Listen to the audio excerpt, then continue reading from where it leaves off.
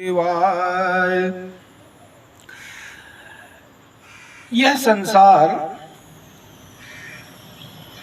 किसी किसी धार्मिक ग्रंथ में संसार कहा गया है और किसी किसी धार्मिक ग्रंथ में इसी संसार को माया कहा गया है। तो ये संसार अर्थात ये माया हमारी आध्यात्मिक उन्नति में तभी तक बाधक है जब तक इस संसार को अर्थात इस माया को हम अपना समझते हैं। जब तक हमारे मन में ये भावना है कि ये हमारा पुत्र है, ये पुत्री है, ये हमारा धन है, तो पुत्र की रक्षा करना है, पुत्री की रक्षा करना है, धन की रक्षा करना है, और यही रक्षा भाव आध्यात्मिक उन्नति में बाधक बनता है। अब इस माया के दो रूप हैं। एक बता दिया गया, पुराणों में साफ बताया गया कि ये एक ऐसी नदी है जो जिसकी धारा दोनों तरफ बह रही है, अर्थात ये इसकी धारा दो तरफ बह रही है। ये दो धारी नदी है और इसकी एक धारा मोक्ष की तरफ जाती है और एक धारा बंधन की तरफ जाती है। बता दिया गया कि ता कर भेद सुनाहु तुम दो, अविद्या अपर अविद्या दो। इस माया के दो रूप हैं, एक विद्या और एक अविद्या, अर्थात एक ज्ञान और एक अज्ञान। तो एक दुष्ट अतिशय दुख रूपा, अजाप जा बस जीव परा भवकूपा। एक दुष्ट है और उसके वशीभूत होकर के जीव बंधन में बंध जाता है और भाव सागर में डूबा रहता, वो है अविद्या अज्ञान। और एक रचई नहीं गुण बल जाके, प्रभु प्रेरित नहीं गुण बल ताके। एक जो है ज्ञान है, वो प्रभु की प्रेरणा है और वो मोक्ष की ओर ले जाता है, सुख सुविधाओं की ओर ले जाता है।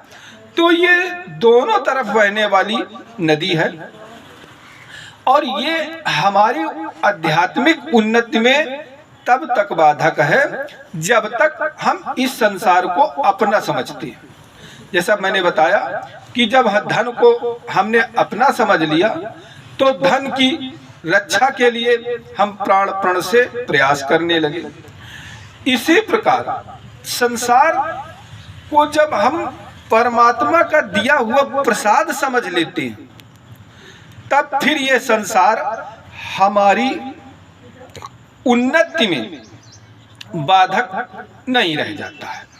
जब हम मान लेते हैं कि ये जो भी कुछ हमारे पास धन संपत्ति प्रभुता शक्ति प्राप्त है वो परमपिता परमात्मा का प्रसाद है, परमपिता परमात्मा का दिया हुआ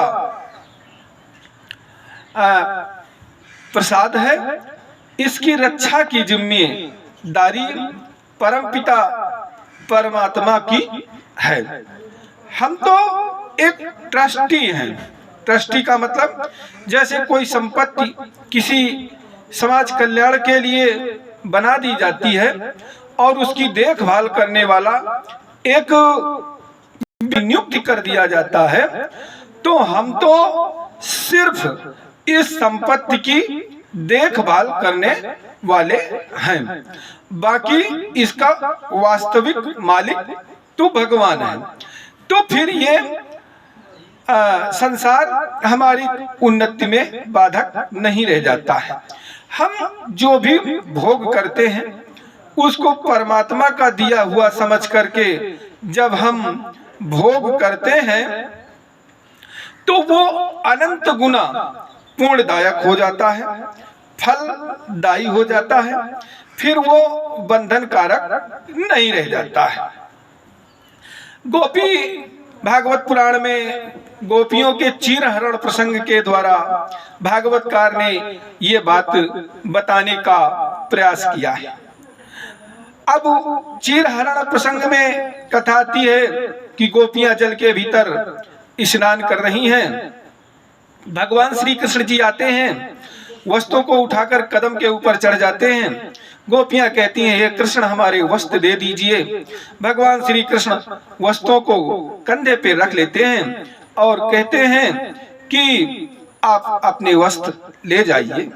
गोपियां भगवान श्री कृष्ण के कंधे से अपना वस्त्र लेकर के धारण कर लेती हैं।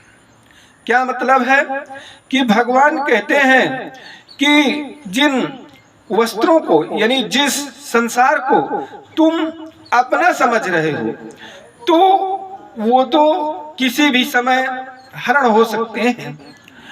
और जब उन वस्त्रों को, उस संपदा को, उस प्रभुता को आप हमारा दिया हुआ समझ करके धारण करेंगे, तो फिर उन वस्त्रों की, उन संपदाओं की, उन नियम आचार्यों की रक्षा करना हमारा कर्तव्य हो जाता है। भगवान कहते हैं अगर हमसे मिलना है तो निरावरण होकर के आइए। निरावरण होने का मतलब ये नहीं है कि वस्त्र रहित होकर के आइए। श्री विष्णु पुराण में बताया गया है कि वस्त्र रहित तो वो है जो वेद त्रयी वस्त्रों को छोड़े हुए है, जो नियम संयम नियम धर्म से विहीन है, साधन साध्य के विषय में अनभिज्ञ है। तो भगवान श्री कृष्ण कहते हैं सर्वधर्म संप्रत्याजाय मम शरणं व्रज अहम त्वं शरणं पापम विमुक्तये। सारे धर्मों को छोड़ करके केवल मेरी शरण में आ जाओ, मैं तुम्हें समस्त पापों से विमुक्त कर दूंगा। अर्थात एकमात्र परमात्मा की जो शरण ले चुका है उसको तीर्थ यात्रा, जप तप, हवन श्रद्धा, पूजा या अन्य बाह्य विधानों के साध्य की आवश्यकता नहीं है। प्रभु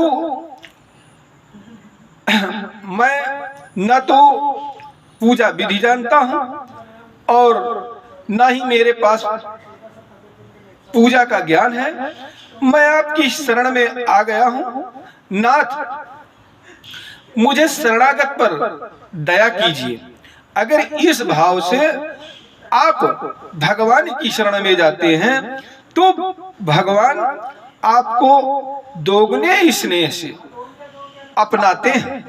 बहुधा शास्त्रों में ऐसे उदाहरण आए हैं कि जो पूजा पाठ के चक्कर में पड़े रहे, जब हवन तीर्थ यात्रा के चक्कर में पड़े रहे, वो उन भक्तों से पीछे रह गए जो केवल शरणागत होकर के भगवान का नाम का जप करते रहे। तो भगवान का नाम